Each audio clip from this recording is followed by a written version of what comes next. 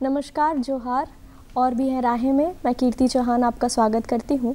हमारे इस कार्यक्रम में हम हर हफ्ते अलग अलग मेहमानों से बात करते हैं जो कि अलग अलग सब्जेक्ट्स और कोर्सेज़ के बारे में जानकारी लेकर के आते हैं ताकि उससे आप अपने करियर का एक बेहतर करियर का डिसीज़न ले पाएँ।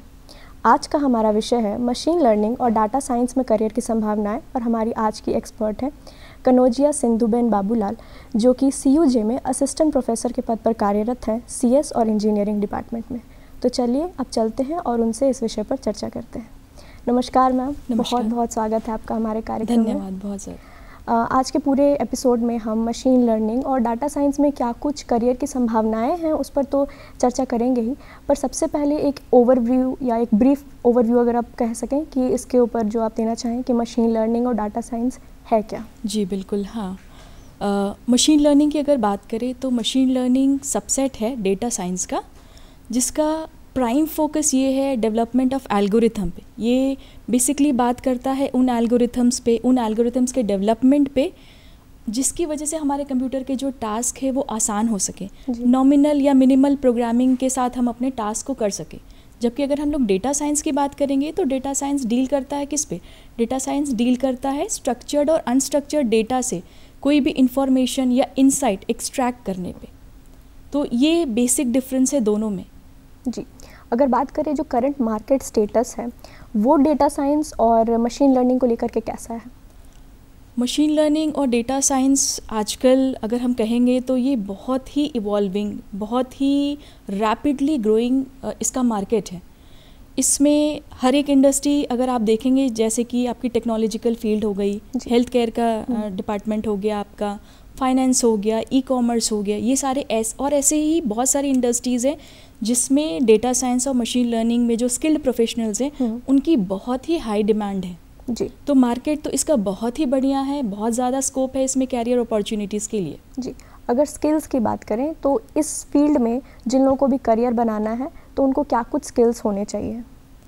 ओके, हाँ बिल्कुल, ये क्वेश्चन बहुत ही अप्रोप्रिएट है। अगर मैं इसको कहूँ स्टार्टिंग से बेसिक से बताऊँ तो जो स्किल्स की हम लोग बात करेंगे वो स्किल्स में पहले तो हो गया आपकी क्वालिफ़िकेशंस, है ना। क्वालिफ़िकेशंस क्या हो सकती हैं? आप बैचलर डिग्री एक्वायर कर सकते हो किस सब्जेक्ट्स में? कंप्यूटर साइंस में, मैथमेटिक्स में, स्टैटिस्टिक्स में, ठीक है। इसके अलावा अगर आपका गोल और आगे चलने का है और आगे इसमें परस्यू करने का है तो आप मास्टर्स और PhD भी कर सकते हो डेटा साइंस और मशीन लर्निंग में। इसके अलावा और स्किल्स की मैं बात करूं तो बहुत सारे ऐसे ऑनलाइन प्लेटफॉर्म्स हैं, जैसे गूगल का हो गया, माइक्रोसॉफ्ट का हो गया, कोर्सेरा हो गया, एडेक्स हो गया, यूडेसिटी भी एक प्लेटफॉर्म है जहाँ पे ऐसे डेटा साइंस और मशीन लर्निंग को लेके बहुत ही अच्छे कोर्सेज़ वहाँ पे हैं जो आप वहाँ से लर्न कर सकते हो, सर्टिफिकेशंस ले सकते हैं और वो सर्टिफिकेशंस भी आपको आगे जॉब दिलाने में आपकी हेल्प कर सकते हैं। तो आपका बेसिक क्वालिफिकेशन हो गया, एक बैचलर डिग्री हो गई, उसके अलावा आप और भी बहुत सारे जो कोर्सेज अवेलेबल हैं उन कोर्सेज़ को भी आप ऑप्ट कर सकते हो, ठीक है। और इसके अलावा आप कोशिश ये करिए, जो आपके ऑनलाइन प्लेटफॉर्म्स हैं, बहुत सारे ओपन सोर्स प्लेटफॉर्म्स हैं, उन अगर आपने कुछ कोर्सेज कर लिए, ठीक है, आपने अपना बेसिक्स कुछ क्लियर कर लिया, उसके बाद आपके ऐसे बहुत सारे ओपन सोर्स प्लेटफॉर्म हैं जहाँ पे आप रियल टाइम में प्रोजेक्ट्स या हैंड्स ऑन जो एक्सपीरियंस है वो भी ले सकते हैं। तो इतनी क्वालिफिकेशंस के साथ आप अपने करियर को एटलीस्ट स्टार्ट कर सकते हो। फिर ये एक एवर ग्रोइंग फील्ड है, डेली इसमें कुछ ना कुछ अपडेट आ रहा है, तो डेली इसमें कुछ ना कुछ अपडेट आ रहा है तो आपको एवरी डे कुछ ना कुछ इसमें नया लर्न करना होगा जी। बट इतनी मिनिमम रिक्वायरमेंट है। इसको पढ़ने के बाद कितना सैलरी एक्सपेक्ट कर सकते हैं? अगर आप टू स्टार्ट विथ अगर कहूँ तो 4 लाख 5 लाख से स्टार्ट करते हुए 20 लाख। और इसके अलावा जैसे जैसे आप इसमें और स्किल्स गेन करिएगा और सर्टिफिकेशन कोर्सेज करिएगा, इसका मार्केट और बढ़ेगा तो ये सैलरी और बढ़ेगी। दूसरा, सैलरी एक और बात पे डिपेंडेंट है कि आप किस जगह पे हो, कौन सी कंपनी में हो, क्या एनवायरनमेंट है उस कंपनी का, उस कंपनी का साइज़ कितना है, आप किस पोस्ट पे काम कर रहे हो, ठीक है, आपकी क्वालिफ़िकेशन क्या है। तो ये सारे एस्पेक्ट भी डिसाइड करते हैं आपकी सैलरी कितनी हो सकती है या कितनी बन सकती है जी। और ये मान के चल सकते हैं हम लोग कि इस फील्ड में धीरे धीरे इतना ज़्यादा ग्रोथ आएगा कि सैलरी अपने आप अपराइज होगी ही होगी जी। आप बता रहे हैं कि इस फील्ड में आने वाले समय में बहुत ग्रोथ आने वाला है, तो जो ट्रेडिशनल जॉब्स हैं उनको मशीन लर्निंग और डाटा साइंस कैसे अफेक्ट करते हैं? ओके अगर हम लोग इसे कहें, जब हम ट्रेडिशनल जॉब्स की बात करते हैं तो ट्रेडिशनल जॉब्स मतलब ये हो गया हम जो काम मैनुअली कर रहे हैं, ठीक है। आजकल हमारा बहुत सारा, या अब तक हमारा बहुत सारा ऐसा टास्क था जो हम मैनुअली कर रहे थे। तो data science, machine learning, artificial intelligence के इंटीग्रेशन से क्या होगा, ये जो सारा टास्क है ये ऑटोमेशन के टूवर्ड्स बढ़ेगा जी। और जब ये चीज़ ऑटोमेशन के टूवर्ड्स बढ़ेगी, जो भी आपका टास्क है वो ईजियर हो जाएगा। ईजियर होने के अलावा हम ये नहीं कह सकते कि कोई जॉब डिस्प्लेस हो जाएगी या कोई जॉब ख़त्म हो जाएगी, बल्कि हमें इसको इस तरीके से देखना चाहिए कि अगर हमें डेटा साइंस और मशीन लर्निंग, जिससे हम ऑटोमेशन की बात कर रहे हैं, वो चीज़ इंक्लूड होगी, तो हमें सिर्फ जो अपने सीखने का, जो हम ये कह सकते हैं, जो हमें स्किल्स लर्न करनी, वो स्किल्स बस बदलनी होगी। ये किसी जॉब को डिस्प्लेस नहीं करेगी, बल्कि हम ये कह सकते हैं ये नए जॉब्स को लाने में हेल्प करेगी। और नया नया स्किल्स सीखने के बाद जो भी एक्सपर्टाइज़ है, जिस भी एरिया में आप एक्सपर्टाइज हो जाओगे, दूसरा आपका जो मशीन है, इन दोनों के इंटीग्रेशन से आप बहुत सारा नया इनोवेशन, बहुत सारी ऐसी प्रॉब्लम्स है जिसको आप सॉल्व कर सकते हो। नए संभावनाएं बढ़ने के चांसेस बहुत ज़्यादा हैं। बस जो ट्रेडिशनल हम काम करते थे, उस ट्रेडिशनल काम करने के बजाय हम थोड़ा सा शिफ्ट होंगे, थोड़ा सा स्किल्स अपनी चेंज करेंगे और बहुत सारी नई अपॉर्चुनिटीज़ हमारे पास आ सकती हैं और बिल्कुल आएंगी। जी, अपॉर्चुनिटीज़ की बात करें तो इस फील्ड में करियर बनाने के लिए क्या कुछ ऐसे सर्टिफिकेशंस हैं और क्या कुछ ऐसा करियर पाथवे चुनना चाहिए कि आगे चल कर के जॉब हो? और स्किल्स में थोड़ा सा और हम ऐड करेंगे। मैंने स्टार्टिंग में ही आपको बताया था, आपको एक बैचलर्स डिग्री कंप्यूटर साइंस में, स्टैटिस्टिक्स में, मैथमेटिक्स में या इंजीनियरिंग में होगी, आपको अर्न करनी होगी ऐसी एक डिग्री। इसके अलावा और स्किल्स की मैं बात करूँ तो 2-3 पार्ट में इसको हम डिवाइड कर सकते हैं। देखिए, पहले तो आपका हो गया टेक्निकल स्किल्स। टेक्निकल स्किल्स में हम बोलेंगे तो मैंने बोला कि आपकी पढ़ाई, ग्रेजुएशन, बैचलर्स डिग्री आपकी हो गई, ठीक है। टेक्निकल स्किल्स में हम ये भी बात कर सकते हैं, क्योंकि ये फील्ड में आपको जाना है तो आपको अपनी प्रोग्रामिंग स्किल्स पे भी बहुत काम करना होगा, आपको अपनी प्रोग्रामिंग पे भी कमांड लाना होगा। तो डेटा साइंस और मशीन लर्निंग में अगर हम जाएँ तो स्टार्टिंग में to start with Python, R, ये दो ऐसी लैंग्वेजेस है जिस पे आपका अगर कमांड होगा तो आपको इस फील्ड में काम करने में बहुत ही आसानी होगी, ठीक है। इसके अलावा ये तो हो गया आपका टेक्निकल स्किल्स, ठीक। इसके अलावा आप कंटिन्यूसली कुछ ना कुछ नया सर्टिफिकेशन कोर्स करिए, लर्न करते रहिए। दूसरा, हम इसको और डिवाइड करेंगे स्किल्स में तो हम ये कह सकते हैं सॉफ्ट स्किल्स भी एक पार्ट है जो एक मशीन लर्निंग या डेटा साइंस के फील्ड में काम करने वाले लोगों में होना चाहिए। सॉफ्ट स्किल से हम ये समझ सकते हैं कि कोई भी जो रियल वर्ल्ड की प्रॉब्लम है, उन रियल वर्ल्ड की प्रॉब्लम्स को हम लोग किस तरीके से सॉल्व कर सकते हैं, है ना। किसी प्रॉब्लम को जब तक आप एनालाइज नहीं कर सकते हो, जब तक आप उसको ब्रेक नहीं करते हो, जब तक आप उसमें सोल्यूशन नहीं क्रिएट कर पाते हो, ठीक है। तो solving your problem, giving solution first. इसके अलावा अब कम्युनिकेशन स्किल भी बहुत इंपॉर्टेंट पार्ट है, बिकॉज आप एक टीम में काम करोगे, आप अकेले किसी टास्क को नहीं हैंड ओवर करोगे। इन अ कंपनी और इन अ प्लेस आप एक टीम में काम करोगे, तो if you are able to communicate, आप अपनी बात सही से रख पाते, that is also very important. इसके अलावा बिजनेस की इंटेलिजेंस कितनी है आपके पास। बिजनेस इंटेलिजेंस का मतलब ये हो गया किसी भी बिजनेस को समझना और उसकी प्रॉब्लम को आपको डेटा साइंस के जो सॉल्यूशंस हैं उसमें ब्रेकआउट करना, तो बिजनेस की भी इंटेलिजेंस होनी चाहिए, ठीक है। तो ये 2-3 ऐसे स्किल्स है, ये 2-3 ऐसे एरिया है जिसको आपको साथ में लेके चलना होगा। इस फील्ड में ऐसे कौन कौन से कुछ चैलेंजेस हैं और क्या कुछ ऐसे आने वाले समय में अपॉर्चुनिटीज़ हैं उन चैलेंजेस को ओवरकम करने के लिए? अगर हम चैलेंजेस और अपॉर्चुनिटीज़ की बात करें तो मेरा पर्सनल व्यू ये है, मैं चैलेंजेस और अपॉर्चुनिटीज़ को 2 डिफरेंट एस्पेक्ट में नहीं लेके चलती हूँ। मैं ये मानती हूँ कि जो चैलेंजेस है वही अपॉर्चुनिटीज़ भी हैं, ठीक है। जो चैलेंज है उसी को सॉल्व करना आपके लिए अपॉर्चुनिटी है। तो अगर हम चैलेंजेस की बात करें तो एक नॉन टेक्निकल टर्म्स में चलते हुए मैं टेक्निकल टर्म्स के टूवर्ड्स चलूँगी। तो हम ये कह सकते हैं कि यहाँ पे चैलेंज है अभी इस फील्ड में स्किल्ड प्रोफेशनल्स की कमी है। तो अगर स्किल्ड प्रोफेशनल्स की कमी है तो स्किल्स सीखना है, नए नए स्किल्स को सीखना है जो इस फील्ड के लिए ज़रूरी है। तो ये हो गई आपकी अपॉर्चुनिटी। एक तो आपके पास हाईली स्किल्ड प्रोफेशनल की कमी है और आप स्किल्स को सीख के एक अच्छा प्रोफेशनल या स्किल्ड प्रोफेशनल बनोगे जी। दूसरा हम लोग अगर देखेंगे तो ये एक ऐसा फील्ड है जो कि every day it is evolving. तो कोई चीज़ जो हर रोज़ इवॉल्व हो रही है उसमें कंटिन्यूस लर्निंग होना एक इम्पॉर्टेंट एस्पेक्ट है। आपको हर रोज़ कुछ ना कुछ नया लर्न करना होगा, ठीक है। इसके अलावा टेक्निकल टर्म्स में चलेंगे तो क्योंकि ये फील्ड पूरा का पूरा डेटा के पे काम करता है, ठीक है, जैसे इसका नाम ही है डेटा साइंस, ठीक है, मशीन लर्निंग। तो ये पूरा डेटा साइंस और मशीन लर्निंग करता क्या है, डेटा साइंस और मशीन लर्निंग डेटा के आसपास घूमता है। ये सारे इनका जो टास्क है ये डेटा पे डिपेंडेंट है, ठीक है। तो डेटा पे डिपेंडेंट है और डेटा पे डिपेंडेंट होने की वजह से डेटा एक बहुत बड़ा प्रॉब्लम भी कह सकते हैं, इसको चैलेंज भी कह सकते हैं डेटा को हैंडल करना। और इसमें डेटा जो आपका चैलेंज है उसको आप किस तरीके से सॉल्व करते हो। जैसे मैं छोटा सा एक एग्जांपल लेती हूँ ताकि आपको समझ में आए। दैट इज़ हम देखेंगे तो हमारे पास बहुत सारा डेटा है जो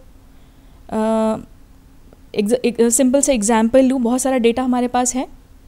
किसी यूनिवर्सिटी का मैं एग्जांपल ले लूँ, मेरे पास बहुत सारे स्टूडेंट्स का नाम है, लेकिन वो सारे स्टूडेंट्स का नाम मेरे लिए काम का नहीं होगा। अगर मैं कंप्यूटर साइंस के बच्चों को देख रही हूँ तो मेरे पास पूरी यूनिवर्सिटी में से मेरे काम का डेटा कितना हो गया, सिर्फ वो कंप्यूटर साइंस के बच्चे हुए मेरे काम के लिए। तो ये क्या है, आपने पूरे सेट ऑफ डेटा में से अपने काम के डेटा को निकाला। इसको हम लोग कहते हैं क्या, इसको हम लोग कहते हैं डेटा क्लीनिंग या टू गेट योर डेटा। इसी तरीके से आपने कोई भी जितना भी आपका डेटा है उसको आप विजुअली कैसे देखोगे, है ना। जैसे मैंने कहा कंप्यूटर साइंस के ग्राफ कैसे बन सकता है, विजुअलाइज कैसे कर सकते हो। जब हम किसी भी डेटा को एक बेहतर टूल यूज़ करके विजुअलाइज कर पाते, देख पाते हैं, ठीक है, पिक्टोरियल वे में देख पाते हैं, तो हम उसका बेटर प्रिडिक्शन कर पाते हैं। तो ये कुछ आपके टेक्निकल चैलेंजेस हैं। तो आपके पास इस फील्ड में टेक्निकल और नॉन टेक्निकल दोनों ही चैलेंजेस भी हैं और वही आपके लिए अपॉर्चुनिटीज़ भी हैं। जी, आप अपनी बात में बार बार इस चीज़ को एम्फेसाइज़ कर रही हैं कि आने वाले समय में इस फील्ड में बहुत अपॉर्चुनिटी है। तो क्या कुछ ऐसे इमर्जिंग ट्रेंड्स हैं इस फील्ड में जिससे कि आप कह सकते हैं कि ये भविष्य को शेप देने वाला है? ऐसे बिल्कुल इसको हम लोग ऐसे देख सकते हैं, डेटा साइंस और मशीन लर्निंग, अब हम इसे एक सिंगल फील्ड या दो अलग एस्पेक्ट को देख के नहीं चल सकते, बल्कि हम ये कह सकते हैं ये field day to day integration of different fields के साथ काम कर सकता है। एक छोटा सा एग्जांपल लूँ, जैसे मशीन लर्निंग और आईओटी आपका है इंटरनेट ऑफ थिंग्स, इन दोनों के इंटीग्रेशन से कुछ नया बनना, ठीक है। इसी तरीके से आपका हो गया quantum machine learning. Quantum computers आपने नाम सुना ही होगा। ऐसे जो आपके क्लासिकल या ट्रेडिशनल कंप्यूटर्स है उनसे बहुत ज़्यादा स्पीड में काम करने वाले जो आपके कंप्यूटर्स हैं उनको हम क्वांटम कंप्यूटर्स कहते हैं।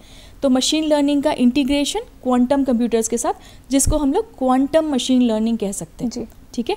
इसके अलावा हम एआई की बात करते हैं तो एआई में भी रिस्पॉन्सिबल एआई एक बहुत ही इम्पॉर्टेंट टर्म है।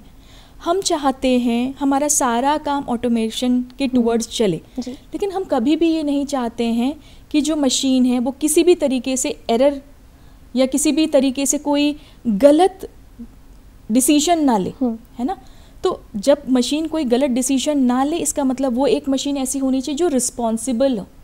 हम इंसान हैं और हम रिस्पॉन्सिबल है अपने हर टास्क के लिए। उसी तरीके से रिस्पॉन्सिबल एआई क्या हुआ, रिस्पॉन्सिबल एआई एक ऐसा फील्ड या ऐसा इंटीग्रेशन हो जाएगा जहाँ पे हम आर्टिफिशियल इंटेलिजेंस का जो यूसेज करेंगे उसको रिस्पॉन्सिबिलिटी के साथ करेंगे, ठीक है। इसी तरीके से मशीन लर्निंग और डेटा साइंस का साइबर सिक्योरिटी के साथ इंटीग्रेशन। तो इमर्जिंग ट्रेंड्स की अगर हम लोग बात करेंगे तो हम लोग ये कह सकते हैं इमर्जिंग ट्रेंड में integration of different fields in fields के साथ होगा, और वो नई अपॉर्चुनिटीज़ या जो हम कहते हैं फ्यूचर जिसमें लाई कर रहा है वो इंटीग्रेशन ऑफ डिफरेंट फील्ड्स के साथ लाई करता है। जी, न्यू एजुकेशन पॉलिसी की अगर बात करें तो इसके अंडर में हम डिफरेंट सब्जेक्ट्स के साथ डिफरेंट सब्जेक्ट्स ले सकते हैं। मशीन लर्निंग और डाटा साइंस के साथ में ऐसे कौन कुछ सब्जेक्ट्स हैं जिसको कि अगर हम इसके साथ में पढ़ते हैं तो फिर आगे प्रोफेशनली बहुत फ़ायदा होगा? देखिए, हाँ बिल्कुल, बहुत ही अच्छा क्वेश्चन ये। अगर हम लोग NEP 2020 की बात करें, और NEP 2020 इस बात पे एम्फसाइज़ करता है कि आप डिफरेंट चॉइस ऑफ सब्जेक्ट्स ले सको, ठीक है, और कहीं से भी आप पढ़ाई कर सकें, राइट। आपने एक साल कहीं एक पढ़ाई कर ली, फिर सेकेंड ईयर आपने कहीं और से पढ़ाई करी, एंड सो ऑन।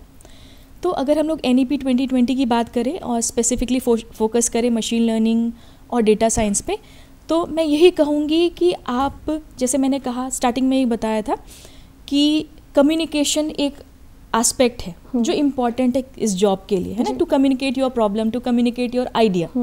तो आप मशीन लर्निंग के साथ कुछ इंग्लिश का पेपर ले सकते हो, ठीक है, जो आपके काम का भी हो गया और आपको एक डिफरेंट पेपर भी पढ़ने को मिल गया। इसी तरीके से जैसे स्टैटिस्टिक्स हो गया ना, स्टैटिस्टिक्स का भी आप कोई पेपर पढ़ सकते हो। इसी के साथ मैथमेटिक्स के भी जो छोटे छोटे पेपर्स हैं, जिसको मैं कह सकती हूँ कि आप अपने जो बेसिक्स हैं इस फील्ड में काम करने के लिए आपको मैथमेटिक्स और स्टैटिस्टिक्स के कंसेप्ट बहुत अच्छे से आने चाहिए। तो ऑप्शनल पेपर में आप मैथमेटिक्स, ठीक है, आप स्टैटिस्टिक्स, आप इंग्लिश, इनको प्रेफरेंस देंगे तो बहुत हेल्प होगा, आपका काम भी हो जाएगा और आपका डिफरेंट पेपर भी आप पढ़ लोगे। जी, शुरुआत में आप बता रहे थे 1 ईयर 2 ईयर यानी कि जो मल्टीपल एग्जिट और एंट्री गेटवे है NEP में, उसके बारे में, इसको लेकर के भी बहुत कन्फ्यूजन होता है स्टूडेंट्स में। तो जो मल्टीपल एंट्री और एग्जिट गेटवे, अगर आप उसको एक्सप्लेन करना चाहें तो। ओके, हाँ बिल्कुल। मल्टीपल एंट्री और एग्ज़िट एक इस तरीके का प्रोसेस हो गया जहाँ पे मान लीजिए बच्चे ने किसी पहले साल में किसी इंस्टीट्यूशन में एडमिशन लिया, और एडमिशन लेने के बाद उसने 1 सेमेस्टर या 2 सेमेस्टर वहाँ पे किए। अब किसी भी रीज़न की वजह से वो बच्चा उस जगह से किसी और जगह पे चला जाता है, कि कोई भी रीज़न हो सकता है, या उसको किसी और अच्छी जगह पे अपॉर्चुनिटी दिख रही है, तो वो फर्स्ट ईयर अपने इंस्टीट्यूशन, जो प्रीवियस इंस्टीट्यूशन है वहाँ ख़त्म करने के बाद सेकेंड ईयर में अगले किसी इंस्टीट्यूशन में वो एडमिशन ले सकता है। डिग्री की भी इसी तरीके से 3rd ईयर का कोर्स आप कर सकते हो, फिर आप 4th ईयर में कहीं और एडमिशन ले सकते हो, एंड सो ऑन। इसमें होगा क्या, आपके हर एक ईयर में को कंप्लीट करने के बाद आपको एक स्पेसिफिक डिग्री अवार्ड होगी। जैसे प्रीवियसली कोई भी बच्चा, अगर मान लीजिए मैं बीटेक का एग्जाम्पल लूँ, तो बीटेक में किसी बच्चे ने कंप्यूटर साइंस इंजीनियरिंग में एडमिशन अगर लिया, तो वो एडमिशन लेने के बाद 4th ईयर में उसको डिग्री मिलती है bachelors in computer science and engineering. लेकिन आज के डेट में NEP 2020 लागू होने के बाद हम ये कह सकते हैं फर्स्ट ईयर में उसको एक डिग्री मिल जाएगी, अंडर ग्रेजुएट या जो भी अप्रोप्रिएट पेपर्स चलेंगे उसके हिसाब से। सेकेंड ईयर के बाद उसको एक डिप्लोमा की डिग्री मिल जाएगी, 3rd ईयर के बाद उसको एक अप्रोप्रिएट डिग्री मिल जाएगी, एंड 4th ईयर जो भी कंप्लीट करेगा उसके बाद उसको बैचलर्स की डिग्री मिल जाएगी। तो होगा क्या, हर एक साल कंप्लीट करने के बाद आपके पास एक डिग्री होगी, और उस डिग्री के बेसिस पे आप चाहे तो आगे पढ़ाई भी कर सकते हो, और उसके बाद आप कहीं जॉब भी ले सकते हो। और मान लीजिए आपका कहीं गैप हो गया, किसी भी रीज़न से आप सेकेंड ईयर के बाद या फर्स्ट ईयर के बाद पढ़ाई नहीं कर पा रहे हो, ठीक है, आपका गैप हो गया, तो वो गैप होने के बाद भी आप 2 साल 3 साल के बाद, या आप जब भी पढ़ना चाहो तो आप वापस आके पढ़ाई कर सकते हो। आपके जो क्रेडिट्स हैं, ठीक है, वो क्रेडिट्स एकेडमिक बैंक में स्टोर रहेंगे, ठीक है। पहले ऐसा नहीं होता था, पहले अगर आपने पढ़ाई छोड़ दी तो आपका एडमिशन कैंसिल हो जाता था। तो आजकल NEP 2020 होने से बहुत ज़्यादा फ्लेक्सिबिलिटी आ गई है हमारे पढ़ने पढ़ाने की चीज़ों में। जी, अगर कॉलेजेस की बात करें तो इस फील्ड के लिए पर्टिकुलरली कौन कौन से अच्छे कॉलेजेस हैं पूरे देश भर में भी और हमारे झारखंड राज्य में भी? जी बिल्कुल। हम अगर कॉलेजेस की बात करें, इंस्टीट्यूशन की बात करें, तो IITs हैं, ठीक है, उसके बाद आपके IIITs हैं, NITs हैं, सेंट्रल यूनिवर्सिटीज़ हैं आपकी। और स्पेसिफिकली अगर आप अब देखोगे और किसी बच्चे को स्पेशली डेटा साइंस और मशीन लर्निंग में ही अपना करियर ऑप्ट करना है, तो इन सारे इंस्टीट्यूशन में बहुत जगहों पे बैचलर्स की डिग्री ही आपकी data science and machine learning के साथ स्टार्ट कर दी गई है। जो ट्रेडिशनल आपका कोर्स था वो कोर्स तो है ही है, उसके अलावा बैचलर के कोर्सेज जिसका स्पेशलाइजेशन उन्होंने AI ML, ठीक है, या ML डेटा साइंस कर दिया है। और मैं झारखंड की अगर यहाँ पे बात करूँ अपने राज्य की, तो यहाँ पे सेंट्रल यूनिवर्सिटी ऑफ झारखंड है, उसमें भी बीटेक का कोर्स चल रहा है आपका with specialization in machine learning and data science, ठीक है। तो आप देख सकते हो, ऐसे इंस्टीट्यूशन को प्रेफर कर सकते हो जहाँ पे स्पेसिफिकली इन्हीं में बैचलर्स, मास्टर्स या PhD कोर्सेज हों। जी, जब हम अपॉर्चुनिटीज़ की बात कर रहे हैं तो फ़ॉरेन में इस फील्ड को लेकर के क्या कुछ अपॉर्चुनिटी है? फ़ॉरेन में बिल्कुल बहुत सारी अपॉर्चुनिटीज़ हैं। देखिए, अगर हम जॉब की बात करें, ठीक है, तो कंपनीज़ आपकी फ़ॉरेन में भी हैं, इंडिया में भी है, और कोई भी कंपनी का जो ब्रांच है वो फ़ॉरेन में भी है। तो आप ये कोर्सेज़ करने के बाद, क्योंकि मैंने स्टार्टिंग में ही बताया कि हेल्थ केयर हो गया, आपका फाइनेंस हो गया, ई कॉमर्स हो गया, ठीक है, रिकमेंडेशन सिस्टम हो गया, ऐसे बहुत सारे फील्ड्स हैं जहाँ पे अपॉर्चुनिटीज़ ओपन है, ठीक है। हर कोई अपने टास्क को ऑटोमेटेड करना चाहता है, तो हर कोई अपने टास्क को, हर कोई अपनी इंडस्ट्री को ऑटोमेटेड करना चाहता है, तो फ़ॉरेन में भी इसके लिए बहुत ज़्यादा स्कोप है जी। जब भी हम मशीन लर्निंग की बात करते हैं तो बार बार एआई की बात ज़रूर आती है। आपके बात में भी बहुत बार एआई का जिक्र हुआ है। तो बहुत सारे लोग हैं जो टेक्निकली इस फील्ड से नहीं जुड़े हुए हैं, जो कि इसको नहीं समझ रहे होंगे। तो अगर एआई को एक लेमैन लैंग्वेज में अगर आप समझाना चाहें तो वो क्या है? हाँ, बिल्कुल। आर्टिफिशियल इंटेलिजेंस की अगर बात करेंगे तो आर्टिफिशियल इंटेलिजेंस को मैं इस तरीके से कह सकती हूँ कि आर्टिफिशियल इंटेलिजेंस सबसे टॉपर हायरार्की में है और मशीन लर्निंग और डेटा साइंस इसी का सबसेट है।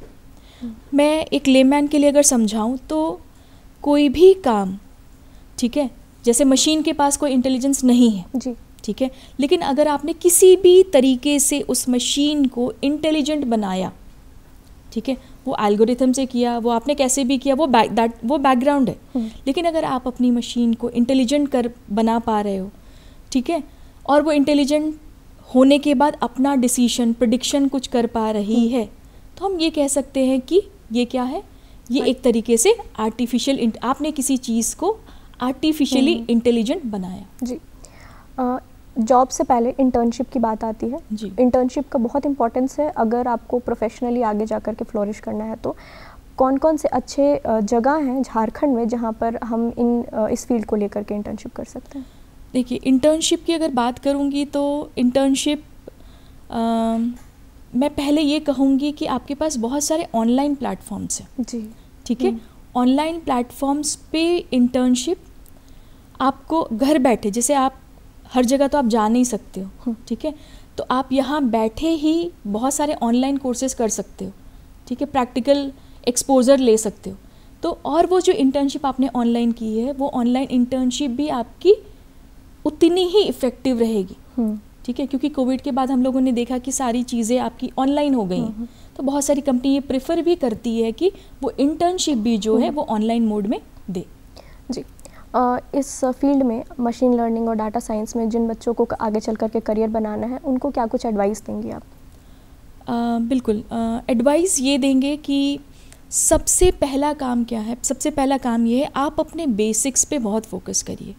मैंने बार बार कहा या बार बार इस बात पे एम्फसाइज़ कर रही हूँ, मैथमेटिक्स का, स्टैटिस्टिक्स का, कंप्यूटर साइंस के बेसिक्स पे बहुत काम करिए, ठीक है। एक बार बेसिक्स क्लियर हो जाएंगे तो फिर आप प्रोग्रामिंग, अगला स्टेप क्या हो गया, आपको अपनी प्रोग्रामिंग पे ध्यान देना है, ठीक है। प्रोग्रामिंग में मैंने पाइथन और आर का जिक्र किया, ठीक है। प्रोग्रामिंग के साथ साथ आप इस फील्ड में जॉब लेने के लिए, ठीक है, जॉब लेने के लिए क्या करोगे, आप रेलेवेंट डिग्रीज लोगे, ठीक है, एप्रोप्रिएट फील्ड में, रेलेवेंट फील्ड्स में आप डिग्री लोगे, ठीक। जब आपने इतनी चीज़ें कर ली, क्या होगा, इतनी चीज़ें करने के बाद आप चाहोगे आपको कुछ हैंड्स ऑन एक्सपीरियंस मिले। तो हैंड्स ऑन एक्सपीरियंस के लिए मैं ये कहूँगी, इंटरनेशनल लेवल पे, नेशनल लेवल पे बहुत सारे ऐसे कॉम्पिटिशन्स होते हैं, ठीक है, जहाँ आप पार्टिसिपेट कर सकते हो, जहाँ आप देख सकते हो कि आपकी स्किल नेशनल या इंटरनेशनल लेवल पे कितनी मैप कर रही है, आप कितने लोगों से आगे चल रहे हो, ठीक है। इसके अलावा बहुत सारे डेटा साइंस और मशीन लर्निंग पे कॉन्फ्रेंसेज होती हैं, वर्कशॉप्स होती हैं, उनको अटेंड कर सकते हैं।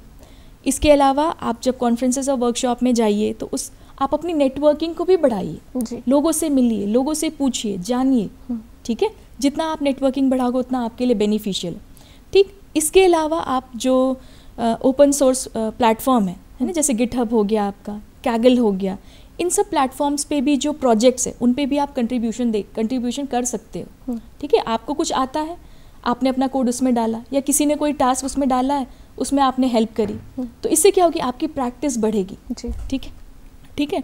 और इसके अलावा मास्टर्स या पीएचडी मैंडेटरी तो नहीं है, लेकिन अगर आपका गोल बहुत ऊंचा है तो मैं बिल्कुल सजेस्ट करूँगी कि आप इसी फील्ड में मास्टर और पीएचडी भी करिए, ठीक है। तो आपकी जो प्रोफाइल है वो क्या होगी, रिसर्च के टूवर्ड्स भी ओरिएंट हो जाएगी। एक और महत्वपूर्ण जानकारी जो मुझे लगता है दर्शकों को हमेशा इस चीज़ की इच्छुकता रहती है, क्योंकि हर बच्चा जो है वो फाइनेंशियली एक जैसा नहीं होता। जितने भी आपने कोर्सेज बताए हैं उनमें कौन कौन से ऐसे स्कॉलरशिप प्रोग्राम्स हैं जिनको कि दे करके बच्चे स्कॉलरशिप ऑप्ट कर सकते हैं? देखिए बिल्कुल, हाँ, स्कॉलरशिप के अब मैंने जितने भी प्लेटफॉर्म्स के नाम लिए ना, इनमें बहुत सारे कोर्सेज फ्री ऑफ कॉस्ट हैं। अच्छा। आप माइक्रोसॉफ्ट और गूगल में पे भी जाइएगा तो वहाँ पे भी बहुत सारे कोर्सेज जो है फ्री ऑफ कॉस्ट है। फ्री ऑफ कॉस्ट क्यों है? क्योंकि मैंने स्टार्टिंग में ही बताया था कि इस फील्ड में अभी स्किल्ड प्रोफेशनल्स की कमी है। तो जब स्किल्ड प्रोफेशनल्स की कमी है तो जब तक ऐसा कुछ प्लेटफॉर्म नहीं मिलेगा जहाँ लोग सीखेंगे नहीं, तो उनको किस तरीके से अपॉर्चुनिटीज़ मिलेगी। तो बहुत सारे online courses free of cost हैं, आराम से कर सकते हो, सर्टिफिकेशन मिलेगा और वो सर्टिफिकेशन वैलिड भी रहेंगे। बहुत बहुत शुक्रिया मैम हमारे साथ जुड़ने के लिए और मशीन लर्निंग और डाटा साइंस पर इतनी सारी जानकारी साझा करने के लिए। बहुत ही संक्षिप्त में और बहुत ही विस्तार मतलब अच्छे तरीके से आपने एक एक चीज़ को बताया है बच्चों को, और मुझे लगता है कि सबको इस फील्ड से रिलेटेड जितनी भी जानकारी की ज़रूरत होगी वो आज अच्छे से बहुत बहुत धन्यवाद। बहुत बहुत धन्यवाद। इसी तरीके से हर हफ्ते हम अलग अलग सब्जेक्ट्स के बारे में जानकारी लेकर के आते रहते हैं। आज के लिए बस इतना ही। मुझे दीजिए इजाज़त। मैं मिलूँगी आपको और भी है राहें की अगली कड़ी में। तब तक के लिए जोहार।